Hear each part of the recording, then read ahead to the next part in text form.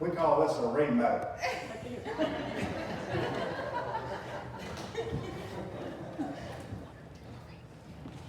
Is this your stuff? Yes. Thank you. Welcome. Great to see you. This is a family story, but beginning today it becomes a story of the larger world. And I'm so happy you can share that with us. It means a lot to us, Fred's family. Tonight is really two occasions rolled into one. The first is that our family is donating to the museum what is going to henceforth be known as the Fred E. Dillon Archive. And it consists of some documents that are out here that you're going to hear about later. And so tonight is sort of our formal handing off. So thank you, Susan, for your help with that. The materials will be available if any future researchers want to do any investigation into this story. The second occasion is for me to tell you what we know about the story. This is the first and only public presentation of this story that has ever been made. What I want to do is take you through a little timeline first, so that you'll have a framework on which to hang the things you hear later. I am now going to attempt to use the remote. And it ain't working. There it is. Thank you. That's all I have. Fred Dillon. Fred Dillon was my grandfather. He had two children, my mother Polly, who's deceased, and her sister Martha. Martha is here with us tonight. We're all going to be,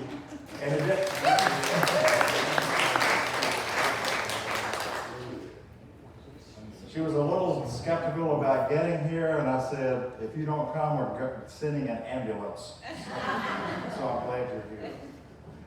Also, various other family members. We're all going to be hanging around up here after the presentation, so feel free to talk to us, introduce yourselves. We'd love to meet you.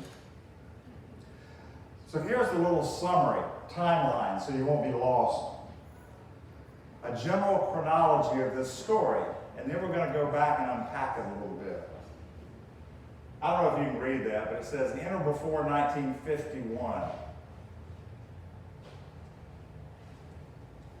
The reason it says enter before 1951 is we don't know many of the details of this story, this search, or these attempts to recover buried treasure. But we know that my grandfather, who I'm going to call Fred, even though it feels odd, we know that Fred was beginning to look for the treasure certainly no later than 1951 and probably a little earlier. How do we know that? Well, in 1951, he began to do lab testing at the site to see what was down there, sending down borers and things and bringing it up and having it analyzed. In 1952, he bought the land. You're going to hear more about that, on which the treasure is located. I find this interesting. What's the story behind that? He's out there doing testing and probably some recovery efforts before he buys the land. There's a lot of stories out there, accounts from witnesses about how secretive he was, sometimes doing work at night. Did he have permission from the landowner? Was he trespassing? Don't know. But he bought the land in 1952. In 1954, he formed a corporation for the sole purpose of this recovery effort. It was called ACB Investment Corp. In 1954, he sold the land that he had purchased individually to ACB Investment Corp. In 1954, at least, we know that a very large construction company in this area, B.D. McCormick and Sons, was involved. You'll hear more about that. In 1955, he's continuing his lab testing, and in 1955, the Southern Analytical Lab pulls up a result that says silver. We're detecting silver down there, which is what he thought was down there.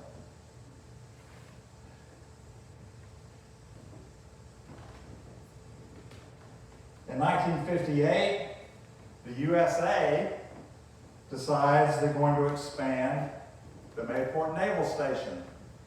And people begin to be notified, adjoining landowners, under the legal doctrine of eminent domain. We're going to start taking land to enlarge the base. ACB Corporation, my grandfather Fred and his cohorts are notified they're about to take the land out from under us. In 1960, because the clock was ticking at that point, you're going to hear a little bit about a fellow named Carl Akers. Nobody knows anything about, no member of my family, all the investigation I've done, I don't know who he is. But Fred entered into a contract with Akers in 1960 and gave him 2 months because the clock was ticking because of the USA. Get this stuff up in 2 months. In 1961, the land was taken through a federal action.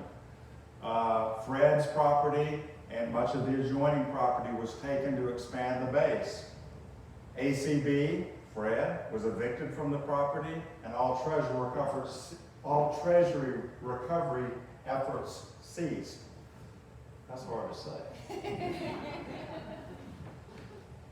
And then in 1964, Fred dies at the age of 62. That's just a little framework. Now we're going to go through and hang a few ornaments on it. This ring light ain't working right. All right, family legend and lore. Fred died in 1964. I was a boy. And we all knew, growing up and into adulthood, the story of Granddaddy's efforts to recover buried treasure. But keep this in mind. When he died in 1964, the recovery effort had been unsuccessful, and he had burned through essentially all of the fortune he had. So his widow, my grandmother, wasn't that keen to talk about the story. She wasn't that keen to keep up with the documents. Sometimes we'd be talking to my grandmother about the story and say, well, Grandmother, where's the map? Where's the map for the treasure? Oh, that old story, I don't want to hear. I don't want to talk about that. And you felt like grabbing her by the lapels and, Grandmother, where's the map? But that was her attitude.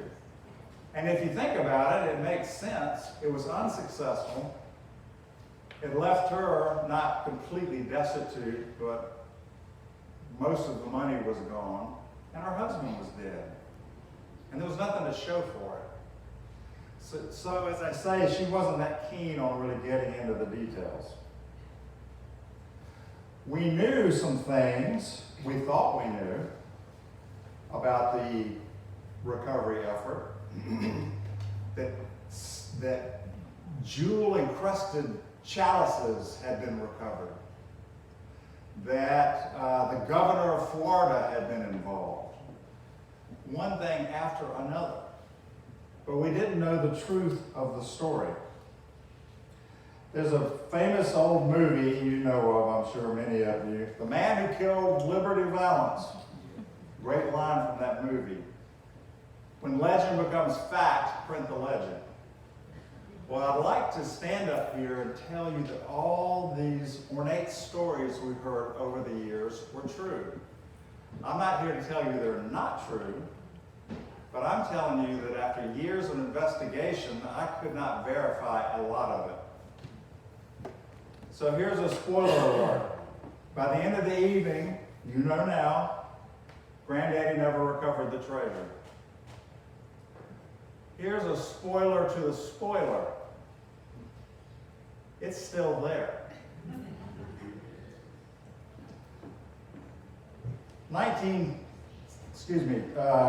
2017 was a pivotal year. Why? Well, my Aunt Martha, who's here tonight, was moving to a new city, and she contacted me and says, I found a box in the attic with some of Daddy's old treasure documents. And I said, I'd like to see that. So I obtained that small box of documents and got a burr under my saddle to really investigate the truth of the story. Not so much to try to recover the treasure, that'd be a wonderful bonus, you could say, but the treasure is underneath a housing development at the naval station. So can you imagine trying to, convince Uncle Sam to let me get out there and poke around? But I knew that the story, at least, there was a chance we could recover the features of the story.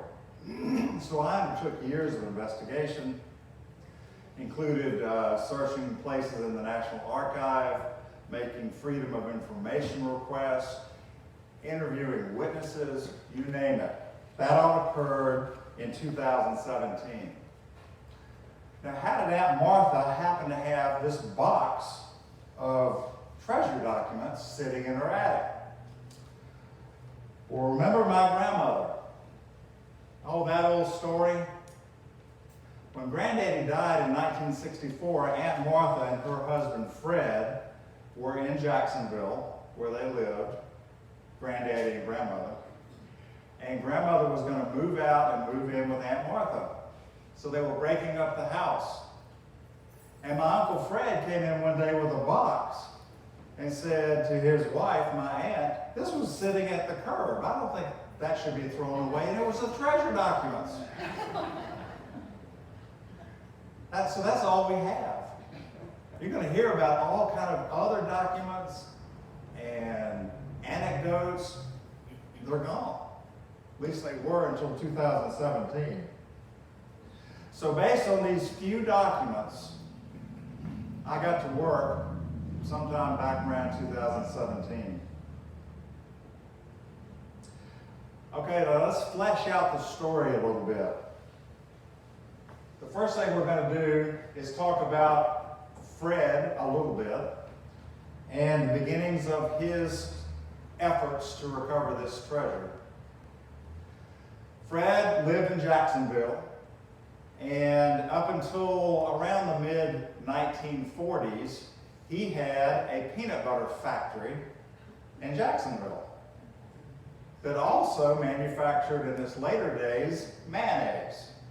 I can remember stories from Aunt Martha and my mother about smelling the peanuts being roasted. Story is that Dillon Foods, the peanut butter factory, provided peanut butter to the U.S. government during World War II. So there's a good chance if you were a GI in World War II eating peanut butter somewhere near Bastogne, that you were eating Granddaddy's peanut butter. He sold the peanut butter factory, and by all accounts made a lot of money. He sort of did nothing vocationally for a while, but then I think he got restless and he decided, by the way, that's the letterhead for Dillon Food Company, the peanut butter company. He got restless and decided to get into the shrimp business in Mayport. That's an old invoice from his shrimp business showing the name of his company, Fred E. Dillon, producer and distributor, Quick Frozen Seafoods.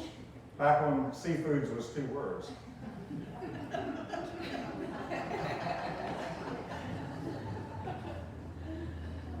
Well, because of that, through circumstances we don't really know, he became acquainted with a man that apparently was kind of a fixture, a celebrity almost, in Mayport by the name of John King. I hear a lot of People know about John King.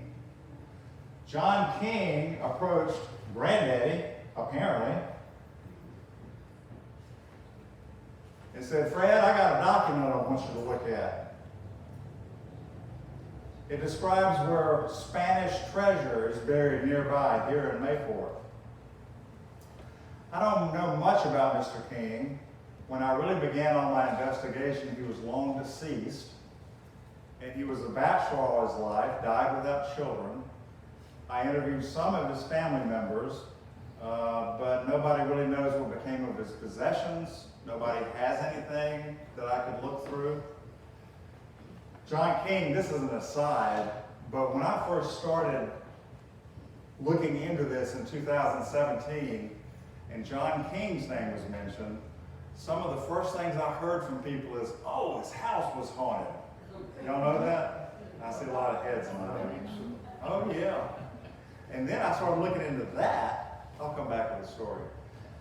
Started looking into that. If you do a Google search of King House Mayport, you're going to find a lot of, including Wikipedia entries about the haunted house of John King. By the way, there's a shot of the house in Mayport, still there. It's very dilapidated now, but that's where John King lived, in Mayport.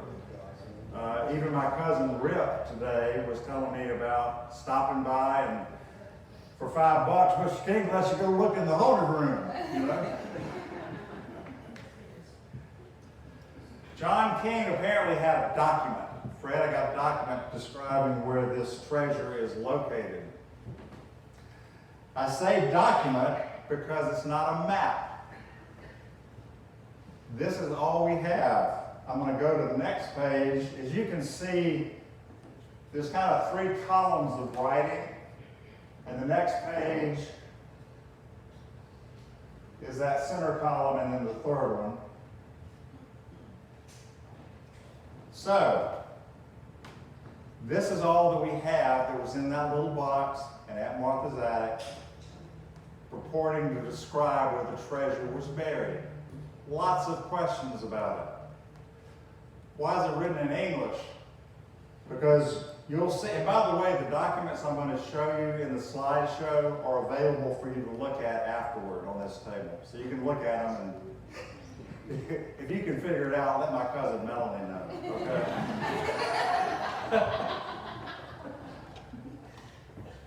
But it wasn't a map, it's a document. But it's full of all kinds of intriguing things about markings on trees, going certain paces, certain directions. One of the more intriguing things about it, it describes the name of the Spanish ship, the bark, which is a 3-masted ship, the bark Lucia. One time in Spain, where my daughter lives, I had the misfortune of mispronouncing one of her friends' name. Thank you, Lucia, and they all died. It's Lucia in Spain.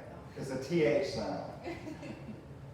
The ship was Lucia. The owner was a man by the name of Don Enrique Calderon, and the captain of the ship was Miguel Ramos. Now down here, and again when you look at it closely, you'll see it refers to something called ACB. Now that figures into the story because according to my grandfather's thesis about this, it's very evident that he believed ACB was a reference to some sort of arcane geometrical formula that you had to employ to figure out where the treasure was buried. ACB. So, that's all we have. We just have copies. Again, it's not in Spanish. Why would a Spanish captain leave an English document? Don't know.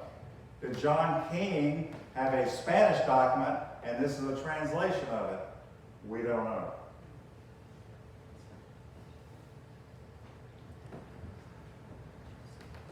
The document is hard to understand, hard to decipher. To me, one of the most interesting aspects of this story is Fred's obsession with trying to figure out exactly where it was located. Up on this table, you'll see 116 diagrams, computations. As you look through those, We'll have some family members standing around just for safety because they're kind of crumbly, but you're welcome to touch them. You're going to see things that look like they were produced by Michelangelo, some of them. Diagrams, coordinates, this many paces from this tree. And you could, even though he didn't crumple them up apparently and throw them over his shoulder, you can almost feel that happening. They're on every conceivable little scrap of paper, including the back of calendars from the 1950s, trying to pinpoint where the treasure was located.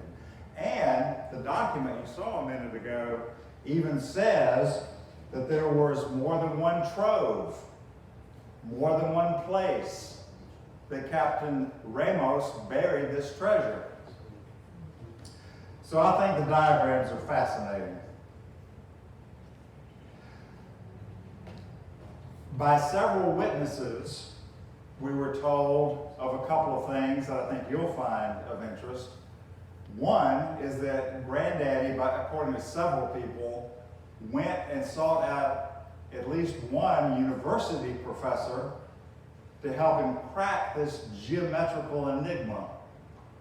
Some say he went to a mathematical or geometry professor at Columbia.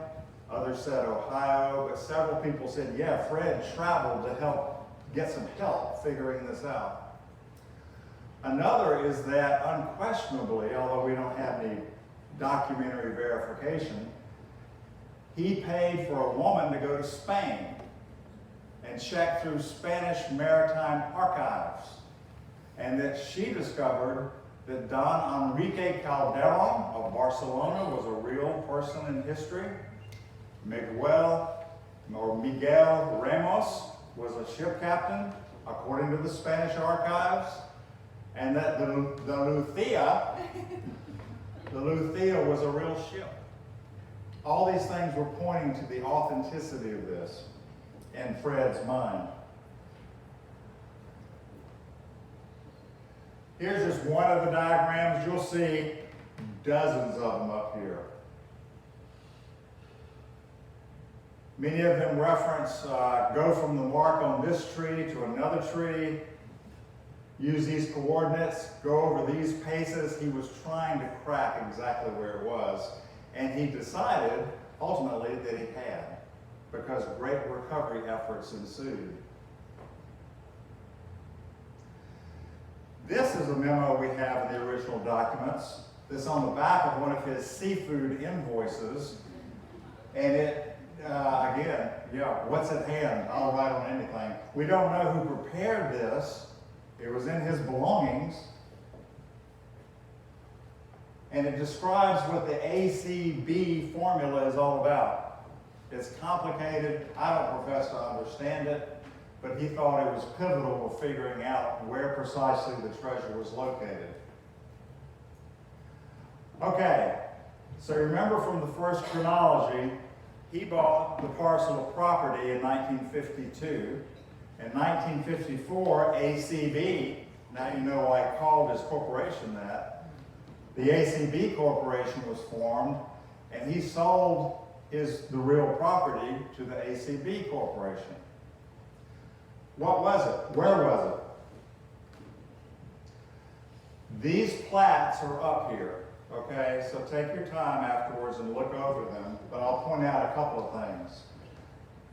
I found these plats doing a lot of deed research in Duval County.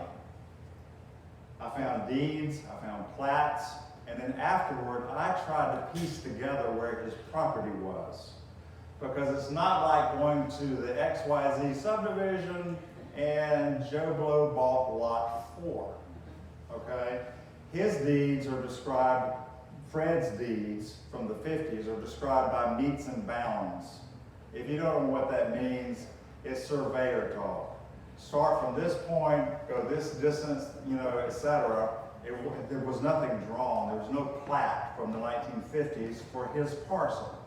So I took plats and drew in with orange pencil where I think his property was. If you take a look, this is an enlargement of this. Here's the Atlantic Ocean. Here's the St. John's River. And there's a tidal creek called South Run which goes down into his property. Why is that important? Because stories over the years, again, we can't really verify them, but there are many of them, say that what happened is this. And I've made a promise to myself to be clear when I speak of conjecture tonight. This is educated conjecture. Captain Ramos was on the Luthea, perhaps being pursued by some bad guys. He ducks into the mouth of the St. Johns River and offloads his cargo, which we believe, and you'll hear more about this later, was mostly Spanish silver. What did he do? He goes down the South Run, buries it somewhere near where that orange is, prepares the document. Why is it in English? Don't know. It says this is how you get back to it. Here's another plat. The orange is where I think Granddaddy's property was. Again, Atlantic Ocean, St. Johns River, South Run, going down into Granddaddy's property. This one I like the best. Take a look at it when you get a chance. Granddaddy's property is shaded in orange down here. This clearly says South Run, and it goes down through some marshy area and terminates on Granddaddy's property.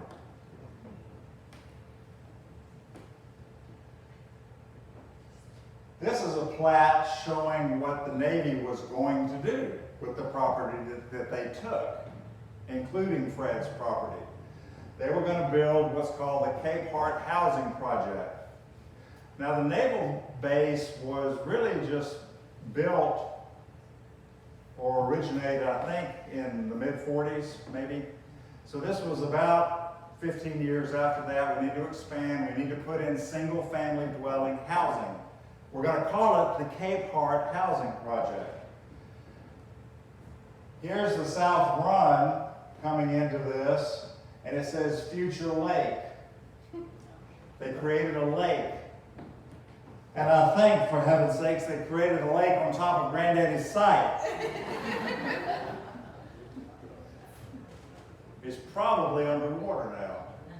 I've gotten on the base, legally I might add, walked around this area, looked for markings on trees, etc. Of course, didn't find anything. But more than likely what happened is this marshy area was turned into a lake by the Navy. And that's where Granddaddy's property was, I'm going to say is, located. Now, by the way, I'll mention at this point that, here's a picture of what the area kind of looked like back in the 50s. It's way different from today in Irma. You don't see these Starbucks, parties, fast food, condominiums. It was just scrubby Florida property. And if you go back far enough like I do to this area, you know what I'm talking about, what it used to look like. B.B. McCormick and Sons, a word about them. B.B. McCormick and Sons was a very, very large construction company located, headquartered here in Jacksonville Beach. One of their descendants is a good friend of mine, Reed. I was hoping he'd be here tonight. Reed told me one time, talking about the company, that, they did all the concrete work for Epcot. That's how big they were. Mostly concrete, road work, that kind of thing. In the box from Aunt Martha's attic, contract between ACB Corporation and the company of B.B. McCormick and Sons, dated 1954. I've enlarged this bit. This is up here for you to look at if you'd like, because I love it. B.B. McCormick and Son, this humongous construction firm, was not to be paid 1 red cent by ACB for all the work they were going to do. They said, we want to cut. This is the schedule of payment. First $100,000 recovered, B.B. McCormick says, we want 25% of that. And it goes all the way down to $4 million. We're going to take 3% of that. Why am I underscoring that? Fred Dillon was a successful, I dare say, even though he was my grandfather, prominent Jacksonvillian. You're going to hear about some others in a few minutes. B.B. McCormick and Son wasn't some guys with tobacco stuck in their cheek saying, give me a shovel, I'll see what I can do. These were guys with humongous pieces of equipment who had better things to do than to go on a fool's errand looking for buried treasure unless they believed it was there. Other prominent people. So McCormick, Fred Dillon, we think it's there. We think it's there to the extent that we're just going to take a cut of what we get. You don't have to pay us anything. As I mentioned to you, ACB Investment Corporation was formed in 1954. The sole purpose of the corporation was to recover this buried treasure. I only have this up there because it's kind of fun. There's Aunt Martha's share certificate.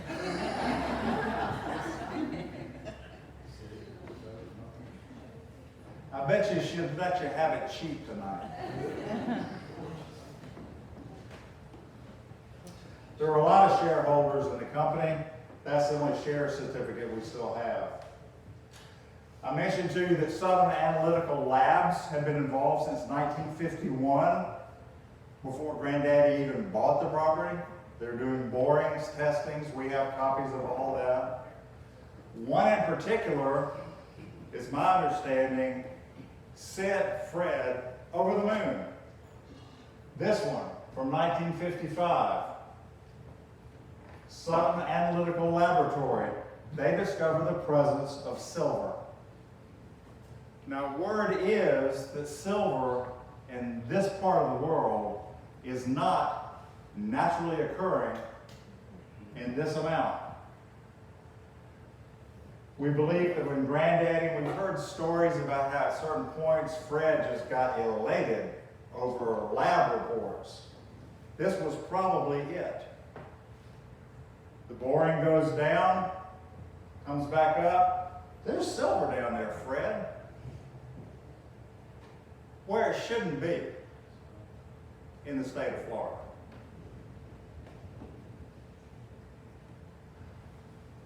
So as I said, the Navy says we're going to take property. It was in the Times-Union. Everybody knew it. Landowners are being notified, including ACB. ACB swings into action. We know they did at least one thing, and that is through correspondence that we have, got on their hands and knees and said, please don't do this. Don't take this property. Or at least postpone it and let us finish. One of the letters you can see up here is from a man whose name may be familiar to some of you, O.J. Oosterhout. I remember Mr. Oosterhout's name being mentioned as a boy. And all I can figure is that it stuck with me because it's so unusual. Mr. Oosterhout this, Mr. Oosterhout that.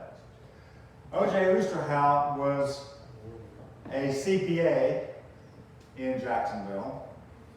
Again, another prominent Jacksonvillian. How prominent? Well, he was known, and I think a lot of people would agree, he had a stellar reputation, very prominent man. If that ain't enough for you, he was president of the Florida Institute of Accountants in the mid-1940s. He was well respected throughout the state. He was also a shareholder of ACB. We know that from corporate records. He was also the secretary of the ACB Corporation. So when the government says, we're going to take the property, Mr. Oosterhout swung into action. wrote a letter, wrote it to the Navy. Now, if you will bear with me, I will read a couple of excerpts. If you want to read the thing in its entirety, it's up here. We are in possession of documents which show that Spanish silver bars of an estimated value approximately $8 million are buried on this property in 1839. I did a little Google search before this talk, and today's value would be roughly 10 times that. So 8 million today, 80 million. The wording and instructions in the document were, in a sense, in code. Remember ACB Corporation? What the heck does that mean? I'm going to go talk to a professor.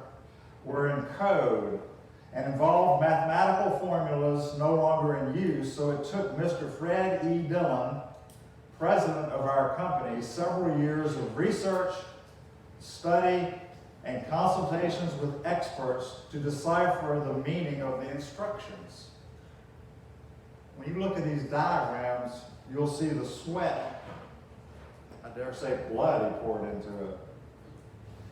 We have made test borings that have produced silver salts and some fine bits of free silver, which geologists assert are not native to this area, to prove to us that we have located one deposit of which there are at least 2 and possibly 3 different troves where Captain Ramos buried this stuff. Another quote from this letter from 1958.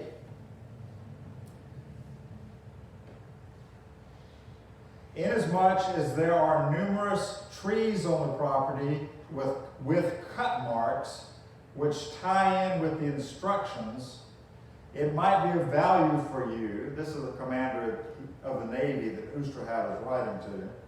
It might be of value to you to arrange one of your trips in the near future for a stopover at Mayport. Come see the cut marks on the trees if you don't believe what I'm writing to you. By the way, when I was a little boy, I can remember vividly being shown. You remember when photographs were like yay big, black and white typically? This would probably be in the early 60s. I can remember being shown a photograph on a trip down here to Jacksonville, because we didn't live here, and having Granddaddy or somebody point out on this, I could see the photograph in my mind's eye saying, you see the cut marks on the tree? Those ancient cut marks?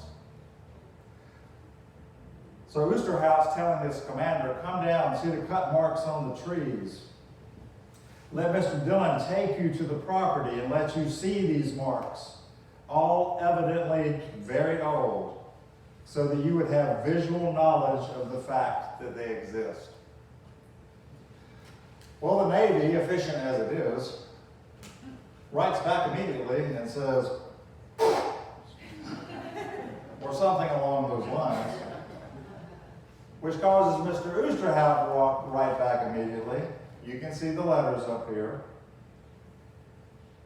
And I find this really interesting. In order to arrive at a conclusion as to the proper fair market value of this property, government's going to take it. Owners have to be fairly compensated. Some consideration should be given to the future value of it as a showplace, which was our intention to exploit. There are sites in St. Augustine, even back in the 54, there was, Ripley's and alligator farms, or, Castillo de San Marco and St. Augustine. There are sites in St. Augustine, for instance, which have produced a sizable fortune for the owners, in which the historical background is nothing like as authentic as this case. Oosterhout saying, give us time to recover the treasure, and then we're going to turn it into a tourist thing. People can come see where the treasure was recovered and whatever. But their cries fell on deaf ears with the Navy. The Navy said, finally, around 1959, Okay, guys, we give you 1 year. Wrap it up. You got 1 year, and we're taking it. That's all they got. We found a document in the box of documents where ACB Corporation entered into a contract with a man by the name of Carl Akers. Documents up here for you to look at if you'd like to see it. All of my research turned up nothing. Don't know who he was. Witnesses don't remember anything about it. But the contract is interesting. Because ACB, in August of 1960, the clock is going tick, tick, tick. They enter into a contract with Akers and give him 2 months. You can read it for yourself. You got 2 months, Mr. Akers, to pull this stuff up. And after that, time's up. It's to me, evidence of their desperation. Time was running out. There is so much more I could tell you. But my brother-in-law, Dan especially, who has an injured backside, can't take it. Sorry. Off here. So I want to end with this. I call it a coda. It's kind of a concluding refrain to a musical piece.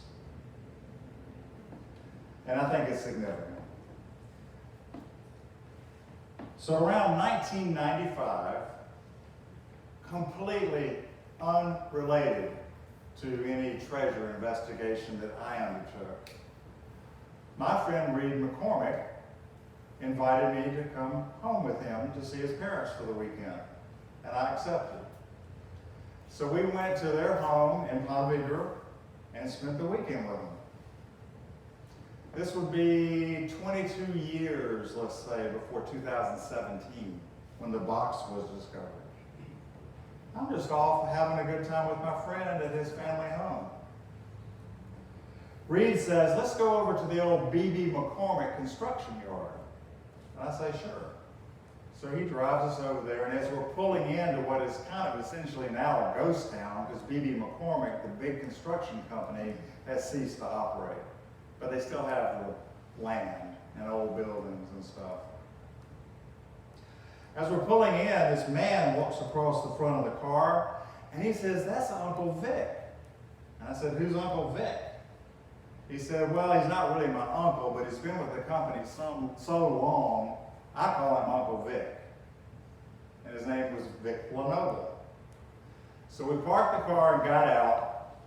How do you do, Mr. Lenoble? I'm Billy Scrantom. Okay. Hugging Reed. Oh, Reed, so good to see you. And we do the usual exchange of pleasantries. Oh, you know, where are you from? That sort of. Well, my people, I said, are from Jacksonville. Really? Who? Well, blah, blah, blah, blah, blah. And my mother's daddy was Fred Dillon. And Vic Lenoble looked like he had seen a ghost. I'm not embellishing this. I mean, I'm having fun telling it, but I'm not embellishing the story. He looked like he'd seen a ghost. And he said, you're Fred Dillon's grandson? This is 1995. And I said, yes, sir. And he said, I helped look for the treasure. And I said, really? He said, yeah. I've been with McCormick forever. And McCormick got involved. B.B. McCormick and Sons. I worked for B.B. McCormick and Sons, and they sent me out there with equipment and what have you to help try to recover the treasure. So he started telling me about it. And then he said, you know, the Navy took that property, don't you? And I said, yeah, I'm aware of that. Again, I didn't know much about it, especially at the time, like I do now. Yeah, I'm aware of that. He said, did you know that B.B. McCormick and Son got the contract to go out there and put in the roads for the new housing development? And I said, no, I didn't know that. He said, yeah, so I was out there working, trying to recover the treasure on behalf of B.B. McCormick and Son. Then they got the contract to put in the roads, and I went out there to put in the roads. And he said, one day, I kid you not, I promise you, I know this is an historical society. It's fact, not legend, but this was said to me. He said, I was out there moving dirt around on a piece of heavy equipment, putting in the roads where we'd been searching for the treasure, and one day I saw something down in the dirt. And I got off the machinery and got down there and picked it up, and I told you I'd be honest, I don't remember what he said. I don't know if he said it was a doubloon. That's what I think I remember. Some sort of silver Spanish old thing. He picked it up. I said, what'd you do? He said, I got back on the machine and kept moving dirt around. Vic Lenoble was out there looking for treasure on behalf of McCormick and my grandfather, Fred Dillon. And then he was out there putting in the roads, and that's what he told me, that he found something. All indications are that it's still there. Some would like to think that the Navy knew it was there, right? Oosterhout saying, there's treasure out there, don't take the property. So did the Navy say, thank you for the information and go get it? No evidence of that whatsoever. I tend to completely discount it for several reasons. One is that there's no evidence of it. I made Freedom of Information Act requests, I looked through National Archives records, nothing to indicate that happened. Two, even by Vic Lenoble's remarks, McCormick got in there and started putting in roads. I think Vic and others might have known if there was some recovery effort on behalf of the Navy, and they didn't. Three is Fred and the others involved spent at least 10 years trying to get at it and couldn't. By the way, apparently the big bugaboo was the water table. You dig, fills up with water. You dig, fills up. You pump it, fills up with water. So if somebody says, well, the Navy knew about it, so in a couple of weeks they must have gone out there and got it. Well, I just don't buy it. I think it's still down there. I think that Spanish treasure is underneath the Cape Heart housing development at the naval base.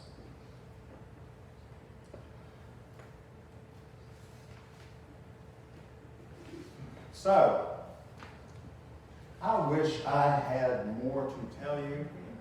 I certainly wish that y'all could see me drive off in my limousine from all the money I got from the treasure trove. But I think what we have is enough for a pretty compelling story. Even if it is all we had. Fred, the cost of obsession. Fred spent the better part of 10 years of his life obsessed with this. Look at these documents, these diagrams this evening, and tell me he wasn't obsessed. He spent all of his fortune. These weren't just some guys in overalls out poking around with shovels. Fred Dillon, O.J. Oosterhout, Beaver McCormick and Sons, they all deeply believed it was there. It's a story of success so close you can taste it. And I guess I'm cut from the same bolt of cloth as my grandfather because I have the same feeling. So close you can taste it. And in a way, the story that I've recounted for you tonight is the same thing. So much buried now. Can't get at it. People have died, documents destroyed or lost. But I still have this sense of the story is just, the whole story is so close I can taste it.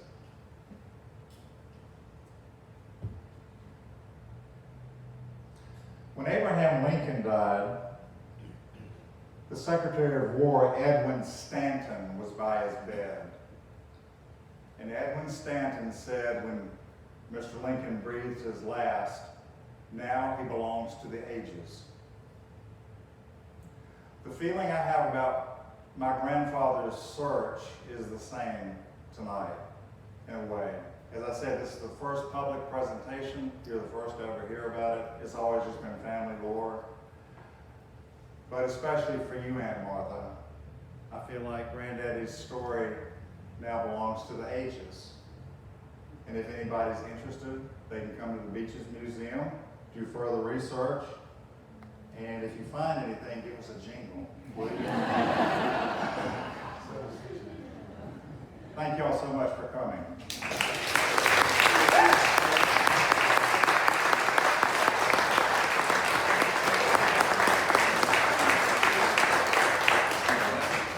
If you have any questions, we'll take a minute now and I can just answer them publicly, but we'll all be up here if you just want us to talk privately. Anybody have? Yes, ma'am. Was there any indication that the ship was attacked or sunk, or you feel that somebody was chasing it?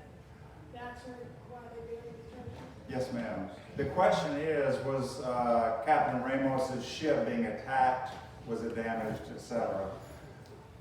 Here's what we know. We know where Granddaddy's property was. I showed you marked in orange. We show where South Run Tidal Creek goes into it. We know that. We know where his property was. We know where the Tidal Creek goes. We have anecdotal evidence, people telling stories that Captain Ramos was being pursued by an aggressive ship. Probably went into the mouth of the St. John's because perhaps the draft of the Luthea was less than that of the bad guys. So we went in there to find kind of safe harbor, you might say. Maybe the bad guys are cruising around in the Atlantic outside the mouth of the St. John's, and he said, well, I can't go back out there. We got to get rid of this stuff and bury it, but know where we put it and come back and get it. That's all anecdotal. Yes, ma'am. During that time frame, there was a gentleman who had pretty much done some murdering to obtain that land, and he was very territorial about that section during that specific You're time. speaking of my grandfather? No. What's up? His name was Cornelius Taylor. Okay. 1839. Cornelius would not let anybody on that property where you're showing where the map is. He had a line that he drew, Miss Taylor's Road, and nobody was to ever come on past that. So anybody trying to come from the north section, he would have had that. And when was that? And it would have been in 18, I've got timeline, I'm the historian from Mayport. Okay, 1839? Correct. Well, that's what the document says, the trove was buried. The document's dated 1839. I don't know if that correlates with anything. Cornelius probably was burying stuff everywhere, all over the place, Okay, all the time. So, great, thank you. Hey, Bill, Yeah, what's your version of your family's version of the front end of the story, how Mr. King came in possession of the map? I mean, I know what we were always told, but I'd like to kind of hear it from you. well, I got nothing to say. I mean, you know what I would say. Yeah. This is Rip who's asked a question. He's my 49th cousin, 80 times removed. Or something like that. But Rip's daddy in 1968 wrote a speech about this story to give at Rip's high school, right? Yeah. And it's chock-a-block full of wonderful, ornate detail. And when I interviewed Chris at the age of 97, in 2017, Chris was very lucid, but he couldn't remember where he got the information. I'd like to speak to that too before I forget. I was just thinking Yeah. that while I was sitting here, you were giving a presentation. I forgot to tell you earlier today that according to my father, he and my mother knew John King. Right. And according to him, he got a lot of information directly from John King. Well, I asked him the same thing, Rip, and he said he didn't think he did. Well, that's what he told us. Right. I know. So it's all anecdote. I know. It's so frustrating. So no, to answer your question, your daddy's speech has a lot of information about how King got the document, but I tracked all the leads and they were dead ends. Yeah, exactly, sure. Yeah, Dad. Make me think about the obsession, because I was dating your mother over 3 years. Hey, time out just a second. This is my father, who was married to Polly, Martha's sister. So this is Martha's brother-in-law and my father. So go ahead. Well, every time I would go to pick up Polly, I called him Papa Peanut Butter. Not to his face. But anyway, he would get into the talk about this very treasure, and he was totally obsessed with it. He claimed that somebody up at Columbia, mathematicians, found that part of that drawing or map was non-Euclidean geometry. And at that point, he asked me if I knew what it was. I said, never heard of it. And then the other thing that your research has brought out, me thinking about it, is that I went to the site during the year that they were given. And you mentioned the water, that, we went at night. And that water you talk about, I can't think of the name of the metal lining. A caisson. That was captured with A caisson, I think they were hoping to build. But anyhow, and they had the drills and everything were going on real good. Right. Wow. Sam? You said you did the interview with somebody. Do you have a transcript or something of the interview or like video? That's a good question. When I was here in 2017, I spent about 2 weeks in one time down here. And a woman, so I'll give her a shout out. I was at the Jacksonville Historical Society beginning my research before I came to the Beaches Museum, and told them what I was looking into, and they said, I bet you're gonna know her. They said, you gotta talk to Lynn Corley. You know Lynn? Okay. And before they could hang up the phone, Lynn Corley was down there. She even walked in, I remember truly. She said, I didn't put on my makeup, I just had to get down here. So she came in kind of all haggard, although she was lovely. She's a Mayport historian. And Lynn became my partner for 2 weeks. I didn't ask her to. She was like, I want to help. So between Lynn and me, Sam, who knows, we probably spoke by telephone or personally interviewed 25 people, tracking down leads. You need to talk to such and such. That's not all in here, okay? That would have been too long, what Joe said and what Bobby said. A lot of them talked about the McCormick involvement.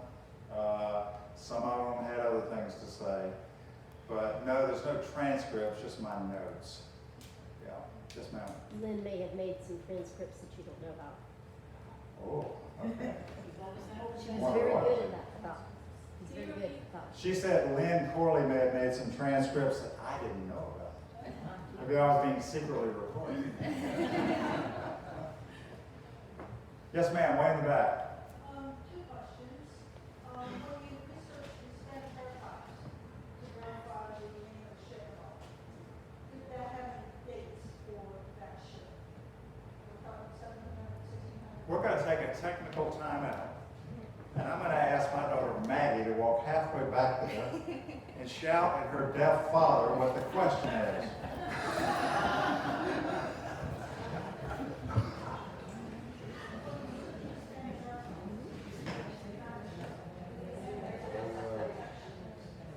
When they searched the Spanish archives, can you hear me?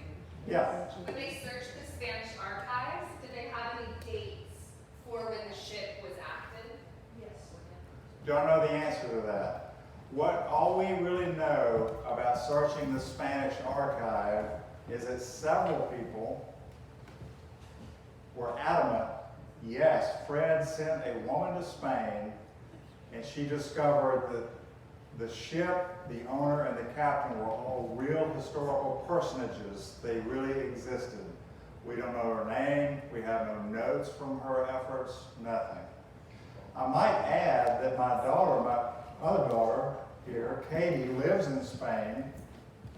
And recently she and her Spanish husband have done a little bit of investigation into some Spanish maritime records to see if we can find evidence, but so far, no luck. Yeah, she had a second question. How did this property overlap with the Wonderwood estate that had been a big resort service estate all across those mountains? How did his property, how did ACB's property overlap with the Wonderwood estate? Don't know the answer to that. I've heard about Wonderwood, don't know much about it. Yeah. Okay. So Yes, almost ma'am. all of Mayport. Oh, sorry. Yes, ma'am. I'd like to hear more about what you looked at when you've gone out to the Mayport Naval Station legally, and if you were able to kind of basically determine the general area. I've been looking at the map, and everything's probably changed so much. over Yeah. time. What did I see? Yeah, were you able to, like, I don't know, just determine any kind of general area, location, like, Determining general area, yes. I think that the site of the recovery effort was right near or actually underneath the lake. There's kind of a focal point lake now in the Mayport housing development that was created when the development was created. It's a man-made lake. That was marshy area, and it's where the South Run went. The South Run no longer runs down there because they got rid of it when they developed the area. So yes, the recovery effort was right near that lake, I'm convinced, maybe actually under the lake. I walked it for a very long time, looked for anything I could find. I was especially attentive to trees because the treasure document and other evidence says there's markings on trees. These are your loci for being able to start figuring out where to go, where to locate it, and I saw nothing. But I looked at trees, I even hugged a couple. Also, the second part to that, were you ever able to go onto the base with Mr. Vick, or did he pass away, or Uncle Vick? When I started this research in 2017, which was over 20 years from my just encounter with Vic, Vic was deceased.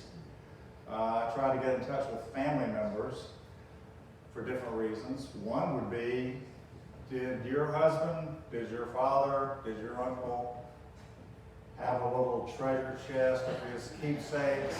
And there's like a Spanish relic in there. Maybe, you know, when he got off, I can't imagine he just threw it. He probably stuck it in his pocket.